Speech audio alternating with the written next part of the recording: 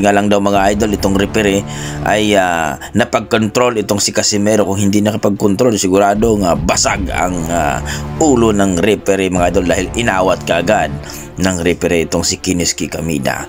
Kaya ito mga idol, excited na po ang ating mga boxing fans, lalo na ang mga Hapon mga idol na tumungtong na ito sa bansang Japan itong si Casimero ngayong December mga idol. At ito nga mga idol, at sobrang excited na ang mga Hapon mga idol dahil pag si Casimero daw ang lumaban sa bansang Japan ay talagang manunood sila mga idol, lalo-lalo na itong si Naoya Inoue mga idol.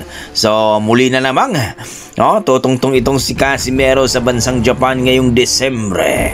So kayo mga idol, excited na ba kayo sa laban ni Casimero sa Desembre? Please comment down below mga idol. Sa kabilang banda mga idol, ito na nga ang kinita ni Casimero ay talaga nang umabot ng 10 milyon sa piso na ito mga lodi. Kaya talagang tibang-tiba itong si Casimero, paldo-paldo na naman.